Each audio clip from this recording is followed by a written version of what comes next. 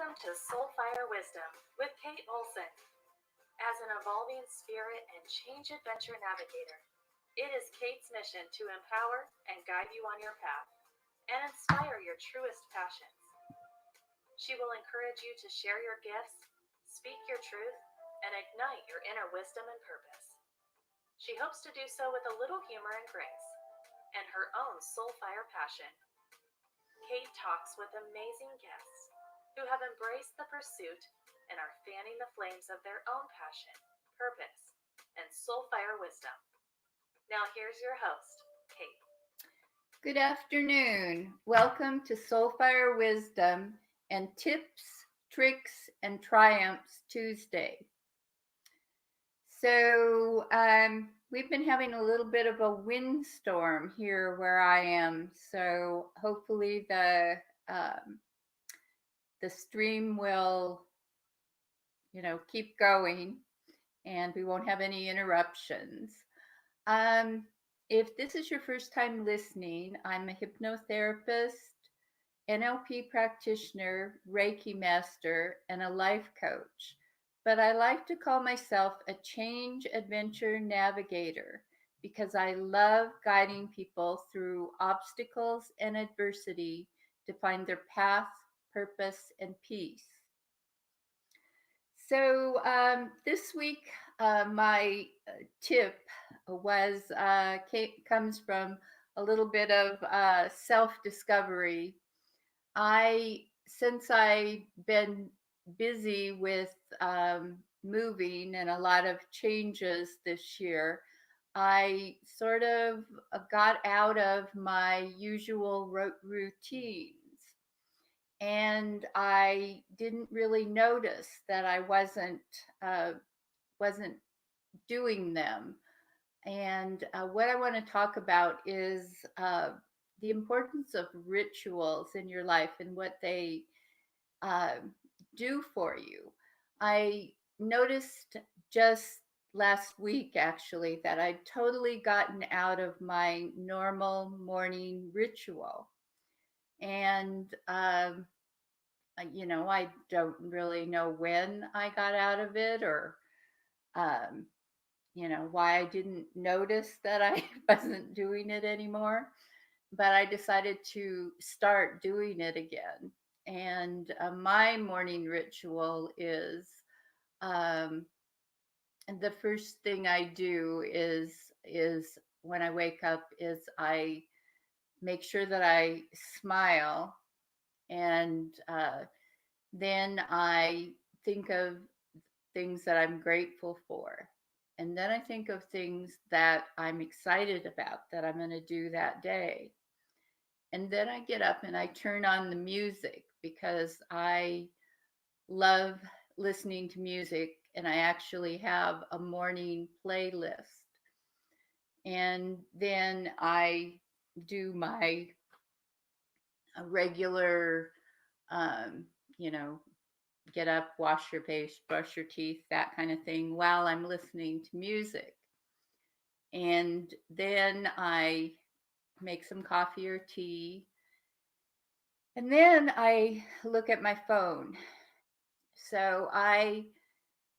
In the course of things, had gotten out of that like pre-ritual part of things. And because I seem to always be in a hurry and have more things to do than time, I had started, looking at my phone the first thing in the morning. And so, in the course of reinstating my ritual this week, I've noticed that it's kept me a lot more calm and grounded. And so, I think that is what the rituals, and they're all personal, that we have in our lives do for us. They keep us grounded and we know what to expect. So if you find yourself feeling chaotic or anxious, think about whether you have those rituals to connect to in your life. So that's my little tip for this week. We have a great show planned. My guest is Coralee Kulman, and she's a coach, an author, a teacher, and a speaker. She calls herself the Come Alive Coach and is the author of a 3-book series, her Come Alive trilogy, which was released in April of this year. She's certified in neuro-linguistic programming and life coaching, and she also has a wealth of life experience. She uses to help clients to achieve profound results. Through her Come Alive register program and personal empowerment process coaching system, she turns the negative thinking, people, and events in clients' lives into life-changing positives. So I am excited to introduce her now.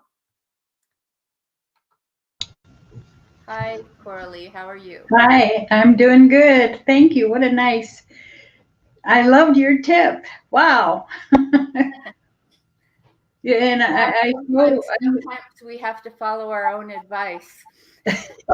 yes, and I do a morning and an evening ritual, and it's life changing. Yes, definitely. So, to get started, can you tell us a little bit more about yourself and what brought you to your current path? Yes, I started off pretty shaky. I was molested as a little girl, and I had a domestic violence in my first marriage, and I ended up being suicidally depressed, PTSD, just lost. The thing that kept me going was I thought I was smart. I am smart, but smart enough and curious enough to figure out how life was supposed to work because I didn't think it was working the way I know. and and it was also sort of uh, I'm 77 years old, and in that time I reported being molested. They didn't even talk about it, let alone deal with it.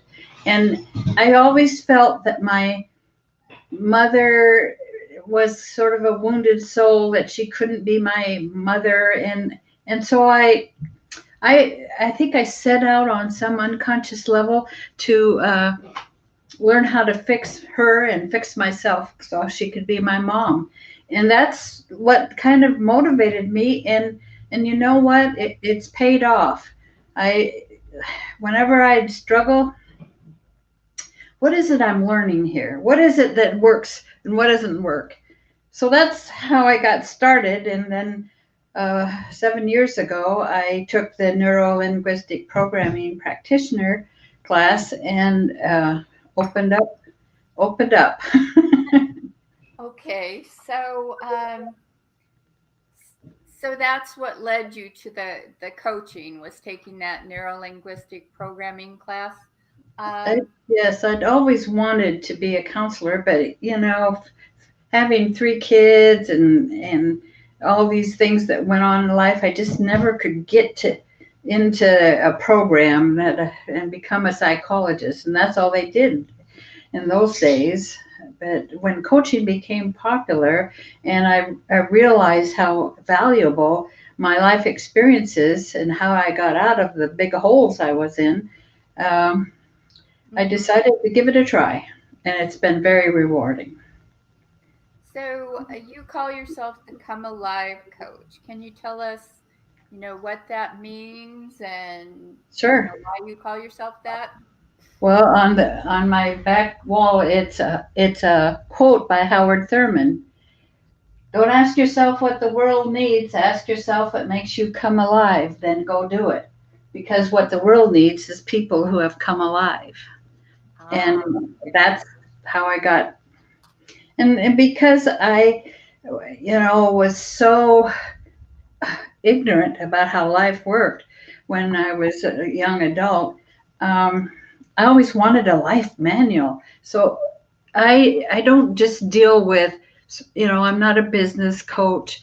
I deal with everything. The components of coming alive are your emotions, your mental focus, your physical well-being, your spiritual awareness, your relationships, and about how to manifest. And so it just fit. It just fit. So tell us a little bit about your books that you just released. Why a trilogy, what each of them is about, and Sure, sure. Well, I've written several book length uh, one, and mostly it turned out to be some personal growth in writing them. I wrote a book called "Angels Kick Butt, Get Out of That Rut" because I was stuck. I was stuck. In fact, I think I may put it, revise it and put it up as a little short book at some point. Um, but I'd always wanted to write. I think it was an English teacher that got me going because I did a presentation and I had so much fun speaking and sharing. And so I did what I thought I would do. I created essentially a life manual, but it's based on the concept I call blank spots, which is just your baggage, your unconscious messages, misunderstandings, and I help people just root them out, get them out, and then reframe them. Because the mind is really trying to help you. It won't be giving you put down messages. It's saying, oh, you start feeling bad. And I go into what is it I'm trying to understand here? And it's a positive thing. Always it's trying to signal. So I put all this stuff together and it was so big, my publisher decided that maybe we needed to break it up. So book one is about how to create change in your life. And it's a 5-step uh, process, and it helps you to understand what your blank spots are and how to find them, how to get new information. Book two is about those components of coming alive, the emotions, mental focus, all of those. And the last book is about relationships, and even the one with yourself, because isn't that a real important one? And what it basically does is bring out things that I see people get stuck in, and I create different scenarios and how you might be able to think differently about it. And it's been a joy, and it's quite different to be always wanting to publish to actually being published. Wow. yeah, yes, definitely. So I wasn't going to ask this question, but I will just because it popped into my head. So you actually started your coaching when you were 70 years old. That's So correct. I I had people ask me, why because I was a successful business sales and marketing consultant before I did this, and I had Mm-hmm. people ask me, why I started doing something totally new when I should be thinking about retiring. So why did you decide to start? Well, I retired a few years before that, and we went on a 4-year motorhome around the states adventure. And when I got back, it was like, it's boring. My background is I was a city clerk for a city for a while. I didn't understand that. Sorry. I'll turn it off. I'm sorry. Yeah. I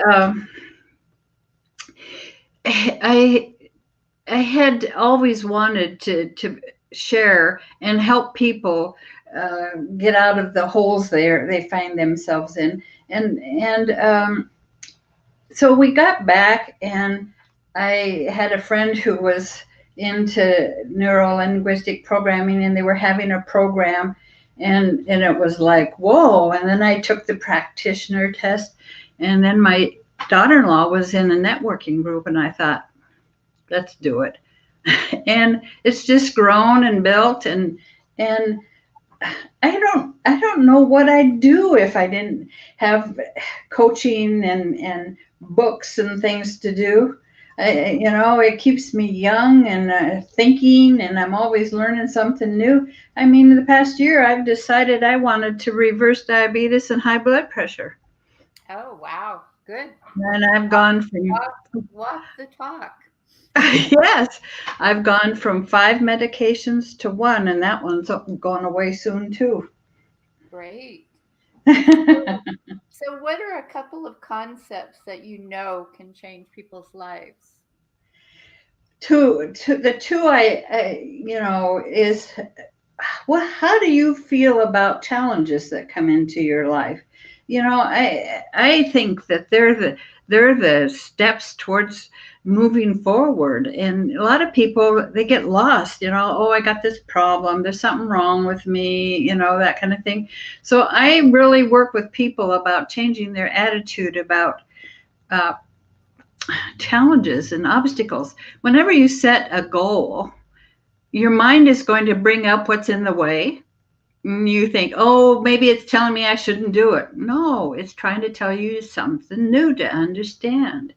And it just, it's been such a life changing. I remember when I started thinking in those terms, it was like, oh, okay. Anytime something would come up, I'm, well, okay, my favorite saying, what is it I need to understand here? And I really trust my intuition, and I get answers every time. And uh, the other concept is what you focus on increases. This is nothing new. But when I am very sensitive when somebody is talking about something that's in a negative vein, or about somebody in a negative vein, and it really teaches me where we need to go. And those two concepts are probably the basics that I work with, other than, of course, the blank spots and understanding them.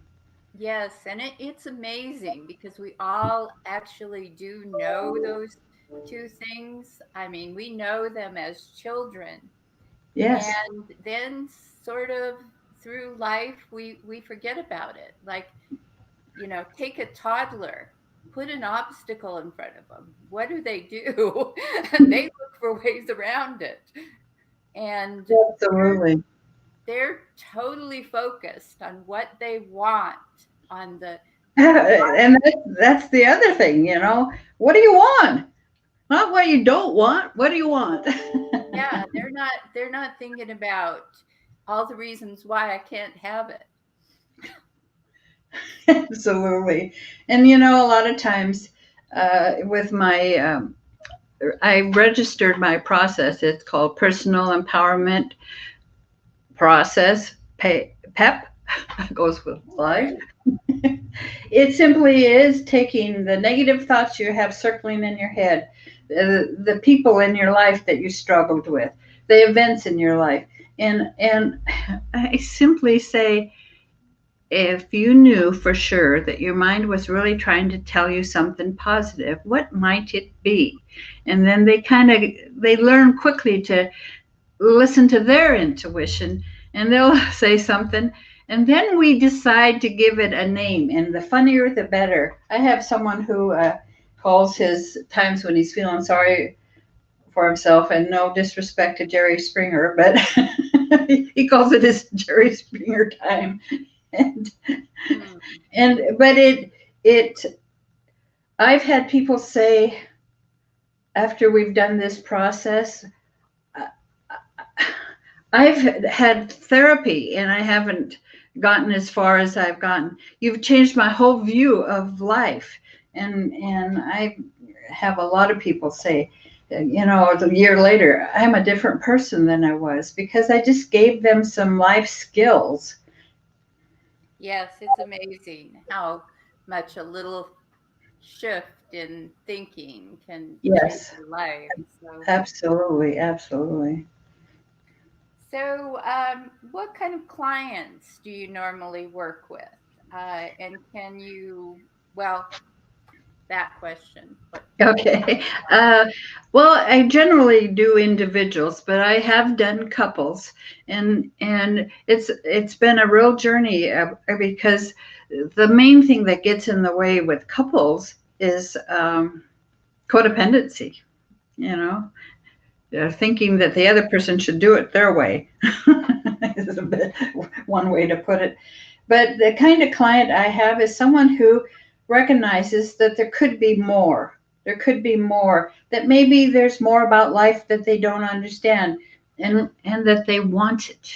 You know, I really assess how much they want it because it's not easy. And for example, in my journey to reverse diabetes and high blood pressure, I had done a lot of emotional work because from my childhood and those issues, I comforted myself with food. I had a lot of connections, emotions to food, emotion, you know, and I thought, oh, I'd done a lot of work. Oh boy, did I discover that I had a whole disassociated self, not the diagnosis, but a part of me that wanted to mother me and keep me protected from the traumas by numbing myself with food. And so I gave her a new job, is what I did. Good. Good. Yes. So, do you have like a greatest success story with a client that you'd like to share? Well, I have one. Just I have a lot. If you want to go to my website, it's CoraleeKulman.com. You'll see a whole bunch of testimonies. But my favorite story is a dear friend who became a dear friend. She and her now fiance, going to be married in May, were having struggles, and she was extremely codependent. And she at first thought I was telling her that she was mentally ill. And I said, no, codependency can go from, doing things for people that they should be doing for themselves, taking over their lives and having them supposed to be just like you and kind of thing. And she just shifted out of that. And they have the greatest relationship. And the thing is, he would clam up when she'd get into that, which made it worse, you know? So I consider that, especially the fact they're getting married. And she came to me recently and she was struggling again a bit. She had this whole book full of stuff for her wedding. And bless her heart, she's good at what she does. And I said, when I got ready to publish my books, I had so much to do because there's there's a lot that the publisher, my publisher has endless talents, but there's things I needed to do, and I was overwhelmed because I'd never done them before. So I made a list, and then I separated them out into categories and days, and then I took a little bit each day. And I suggested that to her. And she called me up a few days later and said, Coralie, you're a genius. I said, well, I've been called brilliant, not genius, but I'll take it. Compliment. Definitely.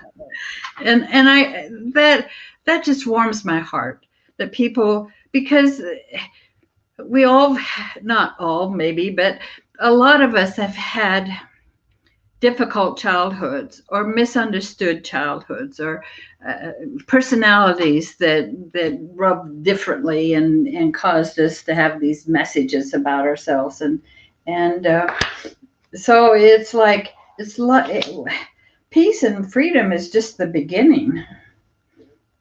Yeah. It's amazing when you, I guess, find your way out of those patterns you didn't know you were stuck in. Absolutely. And and I trust my process, and the thing is, I want peace and freedom, deeply, and I'm persistent, and I'm willing to be open to my misunderstanding. Yes. So, what is the biggest challenge that you've discovered in the work that you're doing now?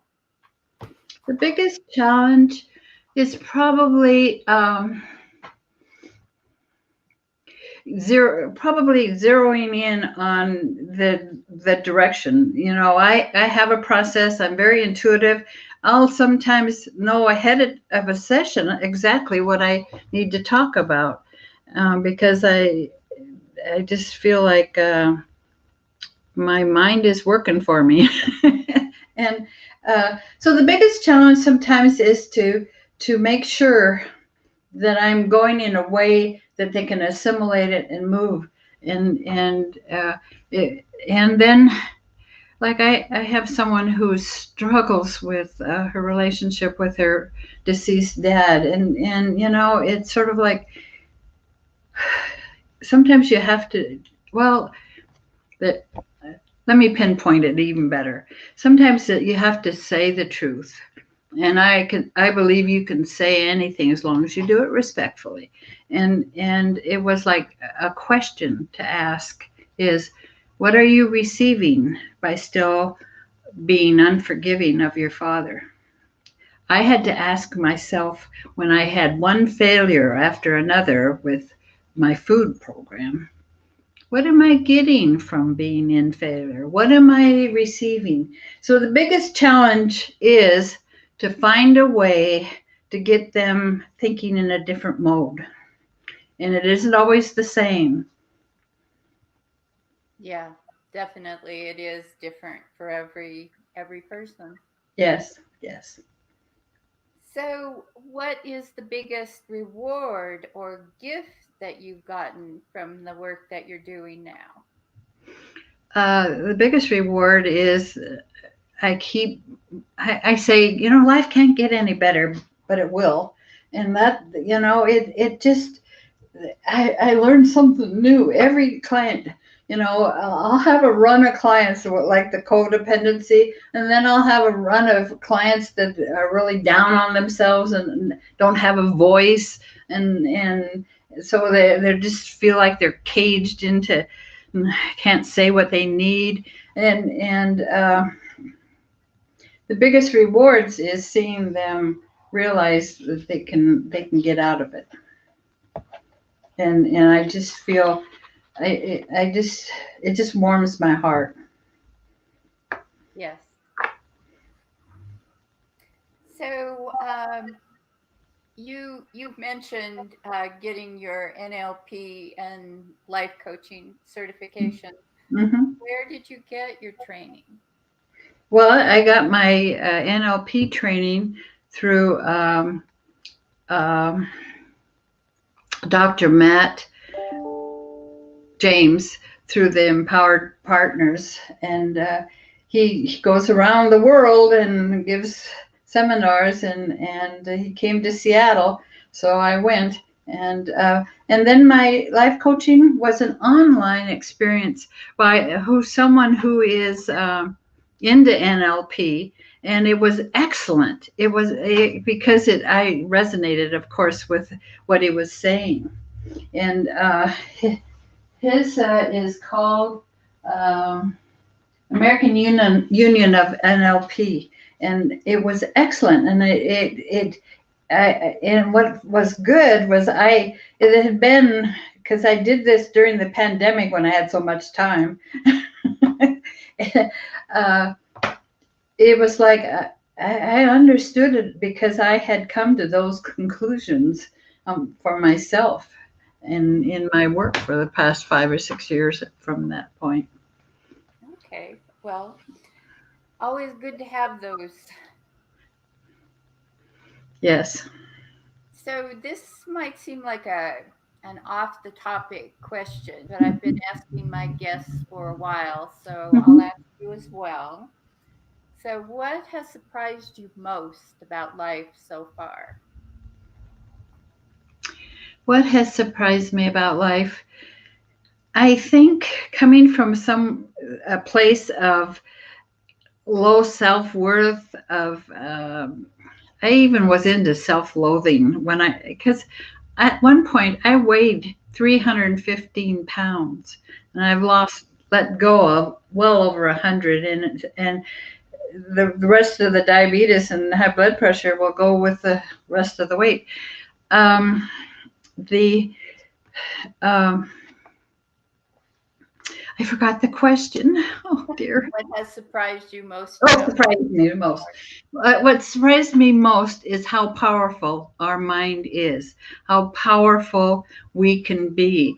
And it was not a concept that I would even accept. In fact, when I originally started writing and all these other books that I had personal therapy through, um, I wondered, uh, who am I to say these kinds of things?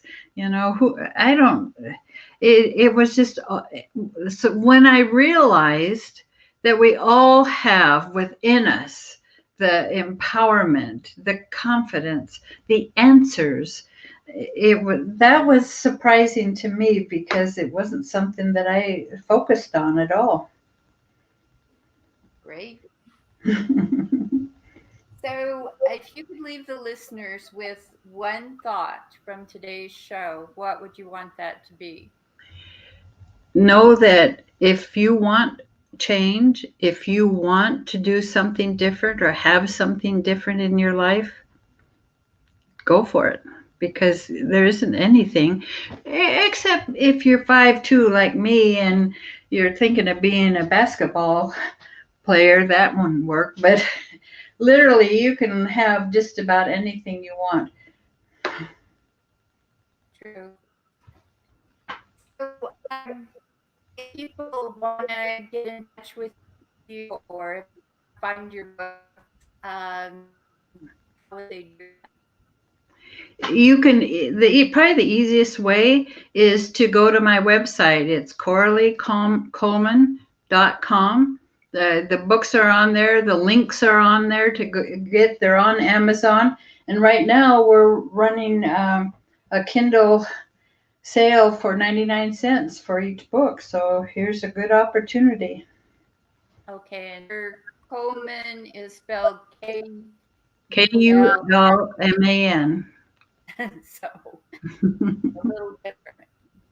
So, thank you so much for being here today and talking about this. Oh, you're welcome. I really enjoyed it. And so I have a little quote for people to take with them, and it just happens to be the quote that Coralie said earlier. I think when I saw it, I thought there isn't a better one than that. So it's don't ask yourself what the world needs. Ask yourself what makes you come alive. Then go do it, because what the world needs is people who have come alive. And that was said by Howard Thurman. Yes. And I see totally how that motivated you. Yes. Oh, yes. So we have another great show planned for next week. Next week, my guest will be Rayanne Hall. And Rayanne does a bunch of things. She's an insurance agent, but she has a networking group, and she has a foundation to motivate young women. And her most recent endeavor, she's an author and a speaker, but her most recent endeavor is her podcast called The Optimistic Choice. Hmm. And so we're going to talk about why she selected that topic for a podcast, and a little bit about what, what her mission and purpose is with that. Cool. So tune in next week, 3 p.m. Pacific time, and you'll be inspired. So I'm just going to say bye for now. Thanks again, Coralie. You're welcome. Thank you. Thank you for listening to Soul Fire Wisdom with Kate Olson. We hope you enjoyed the show. If we made That was great. Thank you. today or sparked a new thought, we have succeeded in our mission. Join us next time when we'll share more secrets and truths and all the magic of transformation that is the journey to Soul Fire Wisdom. Always remember, be fierce in the pursuit of what sets your soul on fire. Bye-bye. Bye.